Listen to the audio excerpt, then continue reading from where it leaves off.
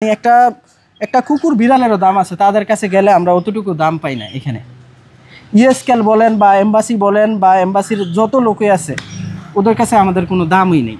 15 বছরের অভিজ্ঞতাতে যে আপনি বললেন যে ভালো লোক বাসাতে, 15 বছরের অভিজ্ঞতাতে আপনি এম্বাসিতে কোনো ভালো লোক পাননি? না না না, 15 বছরের যাবৎ আমরা কোনো ভালো লোক পাই না। আগের সরকার যারা আছিল এরা তো আমাদেরকে নিয়ে ভাবে না।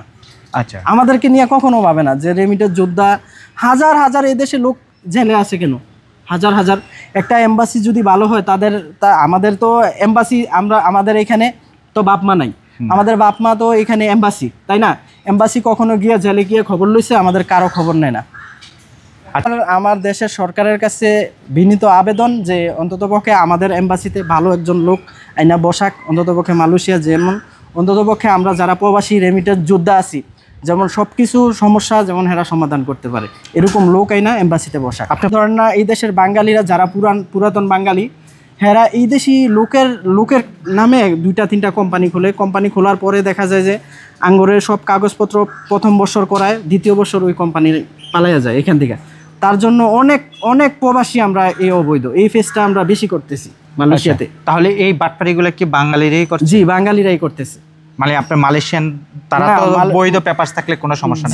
জি না, বৈধ পেপার থাকলে সমস্যা নাই, কিন্তু এই যে ফেসটা আমরা বাঙালিদের জন্যই করতেছি। এটা তো আমাদের যে সরকার ছিল আগে, বর্তমানে যে আছে, ঠিক আছে, তারা আমাদের জন্য কোনো কিছুই দেখে না। আপনাদের যে অভিযোগগুলো ধরেন এগুলো তো বাঙালিরাই করে, যে অভিযোগগুলো নিয়ে কখনো আপনারা বাংলাদেশের এম্বাসিতে ফেস করছেন? অনেকবার গেছে, অনেকবার।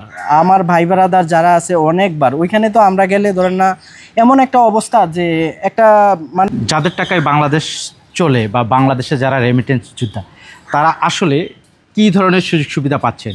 আমি এই মুহূর্তে আছি মালয়েশিয়া। এই যে আমার পাশে একজন ভাই আছেন, তার কাছ থেকে আমরা শুনবো যে আসলে মালয়েশিয়ায় তারা কাজ করতে হলে আসলে কি কি সমস্যায় ফেস করেন এবং বাংলাদেশ এম্বাসি তাদেরকে কি ধরনের সহযোগিতা করেন। ভাই কেমন আছেন?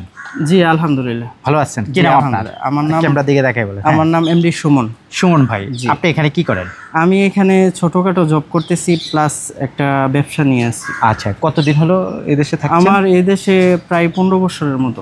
15 বছর? জি জি। মানে পেপার সব লিগেল হয়েছে? জি, আমার মোটামুটি লিগেলি, তারপরে অনেক করা লাগছে আমার এই পেপারগুলা। আচ্ছা, মাঝে মধ্যে ধরেন না এইখানে সিস্টেমটা হয়েছে যখন আমরা আসি তখন যেই লেবি বা আমাদের যে বেসিক বেতন, ঠিক আছে, বা এখানে যে ভিসার সিস্টেমটা, আমাদের বেতন আর ভিসা করে সমস্যাগুলো ফেস করেন। আপনি আসার পর আসলে কি সমস্যায় পড়েছিলেন আর কি? আমাদের সমস্যাটা হয়েছে আমাদের যে ভিসার যে আমরা যে এজেন্সির নামে যে ভিসাগুলো করি বা ইয়াতে যারা কোম্পানি আছে তাদেরটা তো হিসাব অন্য। যারা এই দেশে ধরেন না শতকরা ধরেন না যাদের ভিসা আছে 100 জনের থেকে ধরেন না 80 জন মানুষ এই এজেন্সির নামে। তো এই এজেন্সির নামে একজনের ভিসা করতে গেলে 4000-5000 টাকার মতো লাগে, আর একজনে ইনকাম করতে পারতেছে ধরেন না 1000, মানে মালয়েশিয়ান টাকা 4-5 হাজার টাকার মতো লাগে। আচ্ছা, আর একটা মানুষের বেসিক হয় 1500 টাকা, তখন তো ছিল আরও কম।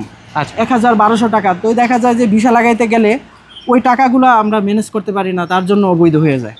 বা এমনও সিস্টেম আছে বাঙালিরা এজেন্সি, মানে আপনি বুঝাইতে চান ভিসা করতে আপনাদের কাছ থেকে বিভিন্ন এজেন্সি যে টাকাগুলো নিয়ে যাচ্ছে সেই টাকা আপনাদের আর্নিং হচ্ছে না, সংগ্রহ করতে আর পারছেন না, এই জন্য মানে অবৈধ হয়ে যায়। মানে প্লাস অবৈধ হওয়ার আরও কারণ আছে এখানে।